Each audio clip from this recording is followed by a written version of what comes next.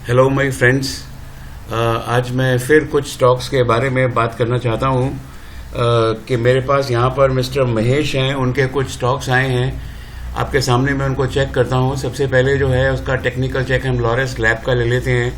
Friends, ये Laureus lab जो है ये करीब 10-15 दिन पहले, 20 दिन पहले 10 रुपये की फेस वैल्यू से ये जो स्टॉक है ये अभी 2 रुपये की फेस वैल्यू पे है। तो अकॉर्डिंगली इसकी जो प्राइस है वो भी गिर गई है। But at the same time friends, I must tell you कि ये जो स्टॉक गिरी मतलब क्या है, प्रोपोर्शनेटली जो प्राइस है वो 10 रुपये की फेस वैल्यू से 1/5 हो गई है, एडजस्ट हो गई है। तो फ्रेंड्स, मैं आपको एक बात बताना चाहता हूँ कि लॉरेस लैब जो है ये एपीआई मैन्युफैक्चरिंग के अंदर है और इसके जो रिजल्ट्स आ रहे हैं पिछले 2-3 क्वार्टर से वो बहुत ज़बरदस्त रिजल्ट्स आ रहे हैं। ठीक है, as a consideration to this अगर आप देखें तो ये जो स्टॉक है ये बड़ी ज़बरदस्त तरीके से जो है ना ये राइज ही कर रहा है पिछले कुछ टाइम से। और इसने ये देखिए बाई रेट यहाँ पर दिया था 105 के ऊपर और ये 105 से चलता जा रहा है और अभी ये 332 हो गया है। तो और इसके अब जब रिजल्ट आएंगे तो मुझे लगता है तब तक इसके अंदर 5-10% की इंक्रीज और हो जाएगी। तो कन्वीनियंटली यू कैन से ये जो स्टॉक है ये 360 तक जा सकता है। लेकिन फ्रेंड्स, जो एक हमारी अंडरस्टैंडिंग है कि जैसे ही इसके ऊपर स्टॉक के ऊपर एक इस टाइप का क्रॉस लगेगा, आप ये देख रहे हैं यहाँ पर ऊपर लगा नहीं है, चल रहा है। जैसे ही ऊपर क्रॉस लगे तो आप इस स्टॉक को जो है क्विट कर सकते हैं। ये बहुत ही बेहतरीन स्टॉक है।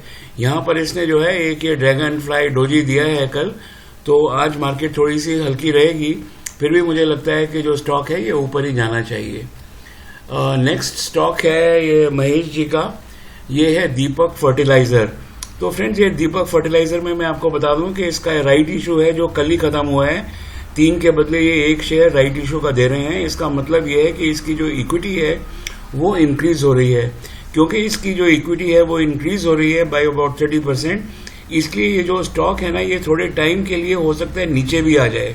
तो मेरी अपनी राय है कि इसको ज़्यादा होल्ड करने की ज़रूरत नहीं है शॉर्ट टर्म के लिए। लेकिन जो लोग 4 से 8 महीने के लिए इस स्टॉक को रखना चाहते हैं वो इस स्टॉक को रख सकते हैं। नंबर 1, बेसिकली ये जो स्टॉक है ये फर्टिलाइजर के अंदर ज़्यादा एक्ट करता है, लेकिन इसने रिसेंटली करीब 5-6 महीने पहले सैनिटाइजर भी बनाना चालू किया था, जिसकी वजह से जो स्टॉक है वो बेतहाशा ऊपर गया था। अप टू अबाउट 186-190 तक ये स्टॉक गया था।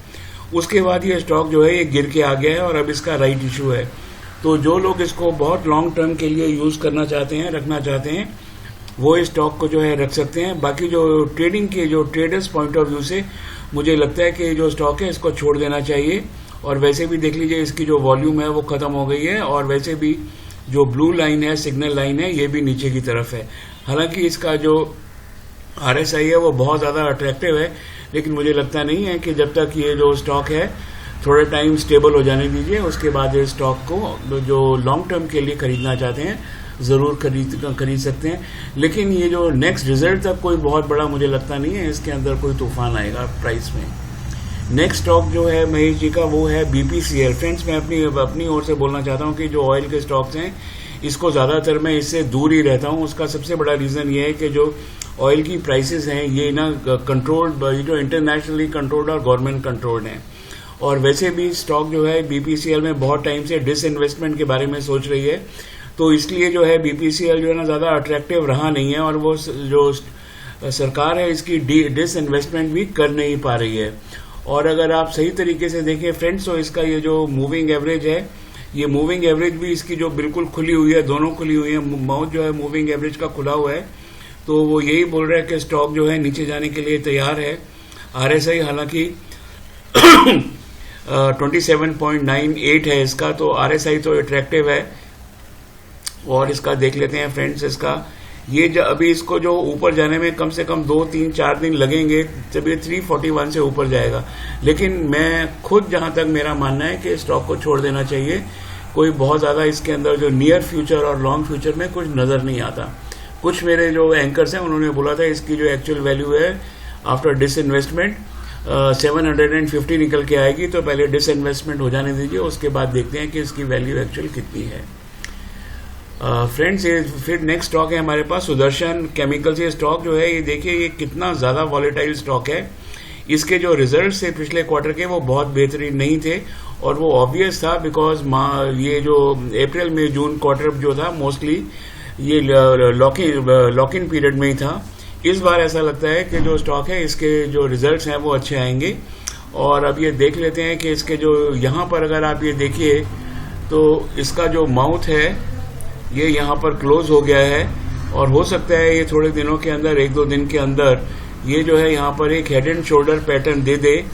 और RSI भी बहुत ज़्यादा अट्रैक्टिव है, और इसको ऊपर जाने के लिए कम से कम 2 दिन लगेंगे, तो 2-3 दिन लगेंगे। फ्रेंड्स, मेरी आपको ये राय है, जब तक ये जो है यहाँ पर ये एक बड़ी लंबी कैंडल ब्रेकआउट की ना दे दे, तब तक इसके अंदर जो एंटर करना है ये बहुत ज़्यादा फ्रूटफुल हो सकता है ना हो। ये देखिए इतनी लंबी कैंडल इसने मारी है, यहाँ पर इतनी लंबी कैंडल मारी है। फिर डोजी इसको अच्छी तरह से एक बार ऊपर आ जाने दीजिए। देखिए कितनी लंबी कैंडल मारी है इसने, पास में भी जब जब क्रॉस से लंबी कैंडल मारी है तब तक ये ऊपर गया, जब जब क्रॉस से लंबी कैंडल मारी है। तो ब्रेकआउट का मतलब यही है कि एक लंबी कैंडल जो है यहाँ पर बननी चाहिए, उसके बाद आप इसको परचेज कीजिए। जो स्टॉक है वो बहुत बेहतरीन है, और रिजल्ट्स भी हैं इसके, लगता है कि अच्छे आएंगे। और अगर आप हकीकत में देखें फ्रेंड्स, यहाँ पर मैं आपको बता दूं कि मुझे लग रहा है कि ये जो स्टॉक है ये इसने यहाँ पर एक ये डब्ल्यू मारने की तैयारी के अंदर है। ये देखिए एक डब्ल्यू मतलब डबल बॉटम मारने की तैयारी के अंदर है। तो ये जो स्टॉक है ये हो सकता है कि एक अच्छी बाई हो जाए, लेकिन इसको जो है बेसिकली ये देखिए यहाँ तीसरा जो है ये ऊपर जाने को बिल्कुल तैयार है। ठीक है, तो मुझे लगता है कि स्टॉक तो अच्छा है, इसको आप ज़रूर खरीद के रख सकते हैं। और इसका जो टारगेट है 540 का भी जो टारगेट है वो बड़ा रीजनेबल इसका टारगेट हो सकता है, इससे ऊपर भी हो सकता है। So actually it is a by from my side. और ज़रा इसको और क्लियर समझने के लिए फ्रेंड्स हम क्या करते हैं, देख लेते हैं। हाँ, ये देखिए यहाँ पर जो है ये इसने हेड एंड, बहुत वॉलेटाइल स्टॉक है, बहुत वॉलेटाइल स्टॉक है ये। तो यहाँ पर इसने एक, ये देखिए यहाँ पर अगर आप ये देखिए तो ये कॉन्स्टेंटली ये जो स्टॉक है ये ऊपर की तरफ ही जा रहा है, बड़ा वर्टिकल इसका टेक ऑफ रहता है। तो कोई वो मुझे लगता है कि जो स्टॉक है ये ऊपर ही जाएगा, लेकिन एक बार जो बड़ी कैंडल जो है बन जाने दीजिए। और ये जो क्रॉस है, जैसे ये क्रॉस लगा हुआ है ब्लू लाइन का, इसको ऊपर आ जाने दीजिए, उसके बाद ही इसका परचेज बनता है। It's a beautiful stock, there is no doubt about it. Saksoft friends, ये जो सेक्स स्टॉक है, मैंने तो इसका नाम पहली बार ही सुन रहा हूँ, क्योंकि ये एक स्मॉल कैप या मिड कैप कंपनी है। और ये देखने से ही पता लग रहा है कि यहाँ पर जो है इसने एक ट्रायंगल बनाया है।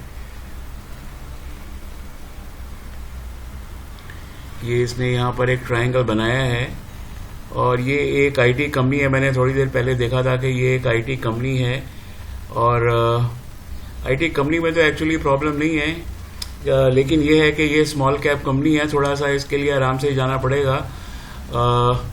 और ये जो RSI है इसका भी डायरेक्शन अभी नीचे की तरफ है, तो खरीदना तो नहीं बनता है।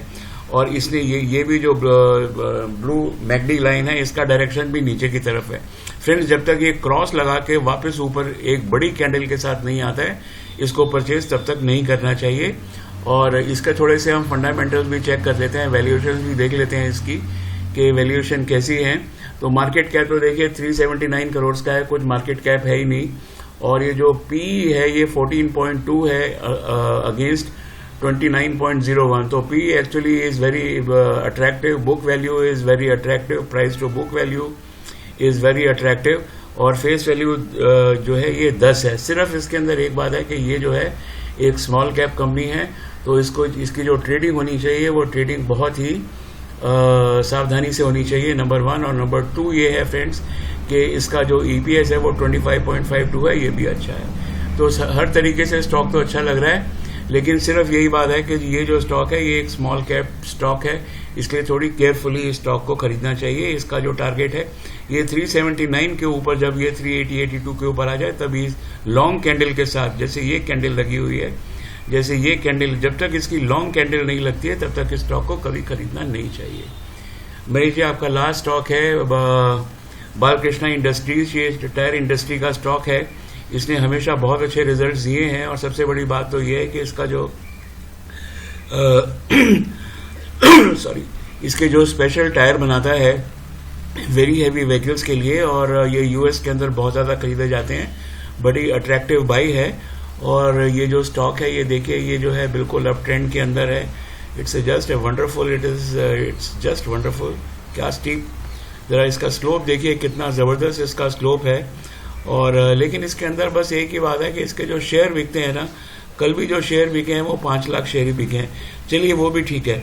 लेकिन अभी सवाल यह है कि यहाँ पर शायद ये जो स्टॉक है गिरेगा, क्योंकि इसने यहाँ पर एक क्रॉसओवर दे दिया है और ये नीचे गिरने की बात कर रहा है। तो महेश जी, जब तक ये नीचे नहीं आ जाता और नीचे से ये वापस इस टाइप से क्रॉस नहीं लगाता, या इस टाइप से क्रॉस नहीं लगाता, या इस टाइप से ऊपर की तरफ क्रॉस नीली लाइन नहीं जाती, तब तक इसको बाई करने की कतई भी जरूरत नहीं है। जो स्टॉक है वो हर तरीके से बहुत बेहतरीन है। तो फ्रेंड, मैं आपको बताना चाहता हूं कि महेश जी, आपने जो स्टॉक चुने हैं वो बहुत बेहतरीन स्टॉक है, इसमें कोई शक नहीं है। आपका पोर्टफोलियो भी बहुत अच्छा है। बस अब यही है कि आप जो है और मेरे जो फ्रेंड्स हैं वो इन स्टॉक्स के ऊपर भी दीपक फर्टिलाइजर को और भारत पेट्रोलियम को, मेरे हिसाब से दीपक फर्टिलाइजर और भारत पेट्रोलियम को छोड़ के सब इन स्टॉक्स के ऊपर कंसीडर कर सकते हैं रिजल्ट से आने से पहले फायदा कमाने के लिए। और ये जो बालकृष्ण इंडस्ट्री भी है, ये भी कन्वीनियंटली 1450-1500 तक जा सकता है। Friends, thank you very much, have a nice day. मेरे साथ शेयर मार्केट में रहिए और पैसा कमाइए। फ्रेंड्स, मैं आपको एक ही बात सिर्फ बोलना चाहता हूं कि बार बार जीरो के ऊपर आउट होने से बैट्समैन आउट हो जाए तो हमको कितनी तकलीफ होती है। इसीलिए जब तक स्ट्रेटेजी प्रॉपरली नहीं बने और जब तक आप ट्रेंड प्रॉपरली नहीं है, बहुत ज्यादा पैसा कमाना शेयर मार्केट के अंदर मुश्किल हो सकता है और थोड़ा बहुत खतरा भी हो सकता है। इसलिए हमेशा लार्ज कैप्स में रहें, सेफ रहें और ट्रेडिंग सेफ करिए। Thank you very much and have a nice day.